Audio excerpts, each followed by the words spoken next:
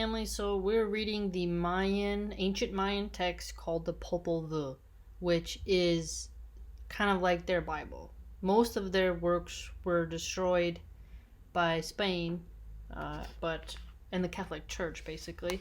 But we do have a little bit left. So let's begin this ancient text. This is the beginning of the ancient word. Here in this place called Quiche. Here we shall inscribe, we shall implant the ancient word, the potential and source for everything done in the citadel of Quiche, in the nation of Quiche people. And here we shall take up the demonstration, revelation, and account of how things were put in shadow and brought to light by the maker, the modeler, named bearer, begetter, Hunapu possum, Hunapu coyote, great white peccary, coati, sovereign plumed serpent, heart of the lake, heart of the sea, plate shaper, bowl shaper, as they are called, also named, also described as the midwife, matchmaker, named Shipiyokok Shumukan, defender, protector, twice a midwife, twice a matchmaker. Now I do have some friends who speak Mayan. My little one's father speaks Mayan, so if I butcher the names, I can always explain later what they were. I know that the X makes like a sh sound. Like their ancient language is really, really complex. It's almost Asian in a sense. As is said in the words of Quiche, they accounted for everything and did it too. As enlightened beings, in enlightened words, we shall write about this now amid the preaching of God. In Christendom now, we shall bring it out because there is no longer a place to see it, a council book, a place to see the light that came from beside the sea. The account of our place in the shadows, a place to see the dawn of life. As it is called, there is the original book in ancient writing, but the one who reads and assesses it has a hidden identity. It takes a long performance and an account to complete the light of the sky earth. The fourfold sighting, fourfold cornering, measuring, fourfold staking, having the cord, stretching the cord. In the sky, on the earth, the four sides, the four corners, as it is said, by the Maker, Modeler, Mother, Father of life, of humankind, Giver of breath, Giver of heart, Bearer, Upbringer, in the light that lasts of those born in the light, begotten in the light, Worrier, Knower of everything, whatever there is, sky, earth, lake, sea.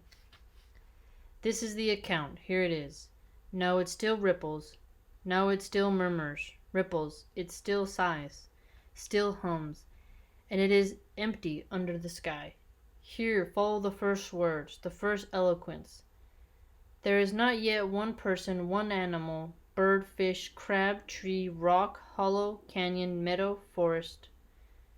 Only the sky alone is there. The face of the earth is not clear. Only the sea alone is pulled under all the sky. There is nothing whatever gathered together. It is at rest. Not a single thing stirs. It is held back, kept at rest under the sky. Whatever there is that might be is simply not there. Only the pooled water, only the calm sea. Only it alone is pulled. Whatever might be is simply not there. Only murmurs, ripples, in the dark, in the night. Only the Maker, Modeler alone, sovereign plumed serpent, the bearers, begetters, are in the water. A glittering light. They are there. They are enclosed in Quetzel feathers, in blue-green. Thus the named plumed serpent. They are great knowers, great thinkers in their very being. A sovereign plumed serpent. Here he is, seated, holding a snake in his hand. On his back he wears a Quetzel bird, with his head behind his, its wings at the level of his shoulders, and its tail hanging down to the ground from the Dresden Codex. And of course there is the sky, and there is also the heart of the sky. This is the name of the god, as is spoken. And then came his word. He came here to sovereign plumed serpent. Here in the blackness, in the early dawn, he spoke with the sovereign plumed serpent. And they talked, then they thought, then they worried. They agreed with each other, they joined their words, their thoughts. Then it was clear. Then they reached accord in the light. And then humanity was clear. When they conceived the growth, the generation of trees, of bushes, and of the growth of life, of humankind, in the blackness, in the early dawn, all because of the heart of the sky. Named Hurricane. Thunderbolt Hurricane comes first. The second is newborn Thunderbolt. And the third is sudden Thunderbolt. So there were the three of them, as heart of sky, who came to the sovereign plumed serpent, when the dawn of life was conceived. How should the sowing be, and the dawning? Who is to be the provider, nurturer? Let it be this way. Think about it. This water should be removed, emptied out from the formation of the earth's own plate and platform. Then should come the sowing, the dawning of the sky earth. But there will be no high days and no bright praise for our work, our design, until the rise of human work, the human design, they said. Wait a minute. So, Earth's own plate platform.